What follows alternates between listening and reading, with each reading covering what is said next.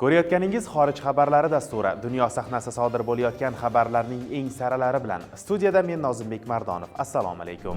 Birlashgan Arab Amirliklari Eronga qarshi yashirincha aviazarbalar berdi. AQSh Markaziy Osiyo davlatlarining harbiylari bilan mashg'ulot o'tkazadi. Ukraina Rossiya bilan aeroport sulhi tuzmoqchi. Asosiy xabarlarga o'tishdan avval videoga like bosishni va kanalimizga obuna bo'lishni unutmang. Xabarlar bo'yicha fikr-mulohazalaringizni izohlarda yozib qoldiring. Biz boshladik. Birlashgan Arab Amirliklari aprel oyida Erondagi bir qator obyektlarga yashirin aviazarbalar bergan. Bu haqda vaziyatdan xabardor manbalarga tayanib The Wall Street Journal xabar qildi. Ma'lumotlarga ko'ra, hujumlar orasida Lavan orolidagi neftni qayta ishlash zavodi ham bo'lib, zarba oqibatida yirik yong'in yuz bergan va korxona bir necha oyga ishdan chiqqan. Hujum AQSh prezidenti Donald Tramp 5 haftalik havo amaliyotlaridan keyin o't ochishni to'xtatishni e'lon qilgan davrda amalga oshirilgan. Eron bu hujumlarga javoban Birlashgan Arab Amirliklari va Kuvaytga raketa hamda dronlar yo'llagan. Manbalarga ko'ra, AQSh bu harakatlarga ochiq qarshi chiqmagan va Fors ko'rfazi davlatlarining ishtirokiga jim kuzatuvchi sifatida munosabat bildirgan.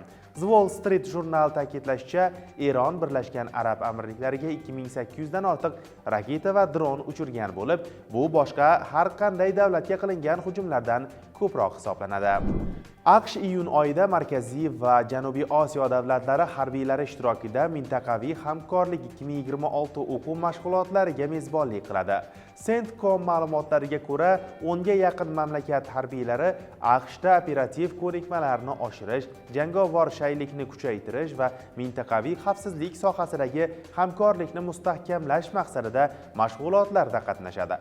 Ushbu dasturning 2025-yilgi bosqichi Massachusets shtatida AQSh Milliy gvardiyasi tomonidan o'tkazilgan bo'lib, Markaziy Osiyo davlatlari va AQSh qurolli kuchlari o'rtasidagi hamkorlikni kuchaytirishga qaratilgan edi.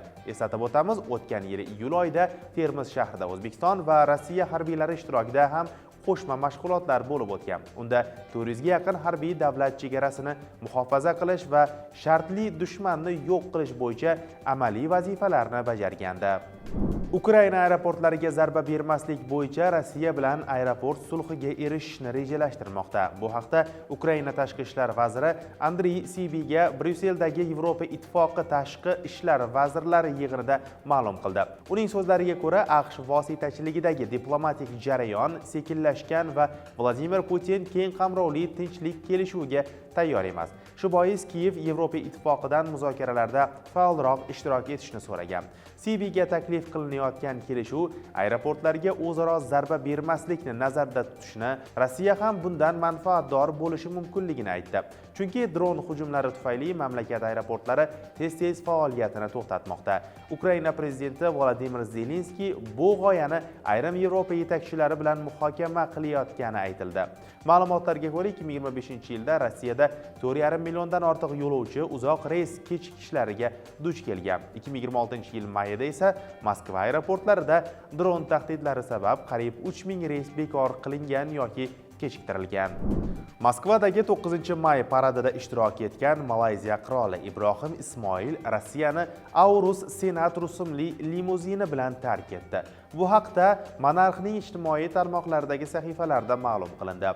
Qirol Rossiyada ishlab chiqarilgan ushbu avtomobilni alohida sharaf deb atab, uni Malayziya va Rossiya o'rtasidagi do'stona munosabatlar ramzi sifatida baholagan.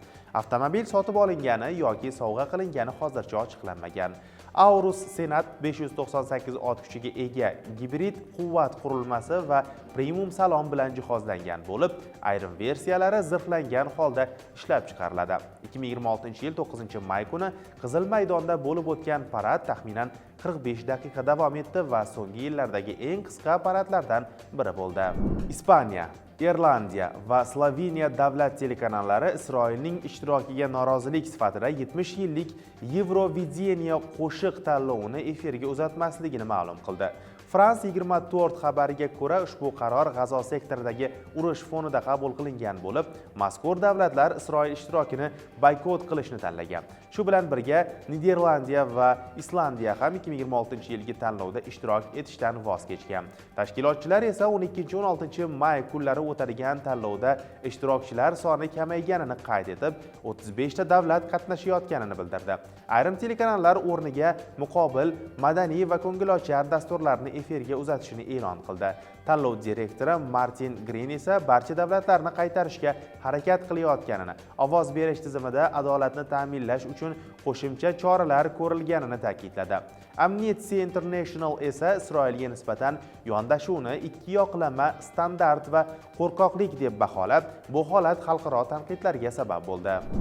Jahon bozorida oziq-ovqat narxlari aprel oyida so'nggi 3 yildan ortiq davrdagi eng yuqori darajaga yetdi. BMTning oziq-ovqat va qishloq xo'jaligi tashkiloti ma'lumotiga ko'ra, indeks 137 punktni tashkil etib, mart oyiga nisbatan 1.6% ga oshgan. FAO bosh iqtisodchisi Massimo Torero o'sishga ayniqsa o'simlik yog'i narxlarining keskin qimmatlashuvi sabab bo'lganini, bunga Eron bilan bog'liq geosiyosiy keskinliklar va Hormuz bo'g'ozidagi uzilishlar ham ta'sir ko'rsatganini qayd etdi.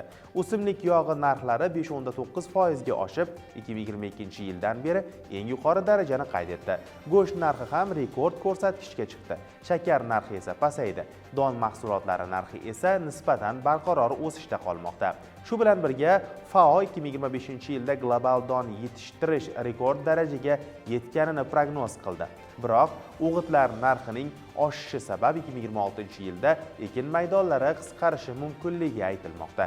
Shuningdek, Eron iqtisodiyotida urush oqibatida og'ir inqiroz yuzaga kelib, rasmiy ma'lumotlarga ko'ra, mamlakatda 2 millionga yaqin odam ishini yo'qotgan. Ishlab chiqarish, savdo va raqamli sektorlar jiddiy zarar ko'rgan. Dunyoda bo'layotgan voqealar shu bilan tugamaydi. Daqiqa sayin o'zgarishlar, yangilanishlar bisyor. Ularni biz bilan birga kuzatib boring. Keyingi sonlarda ko'rishguncha xayr, salomat bo'ling.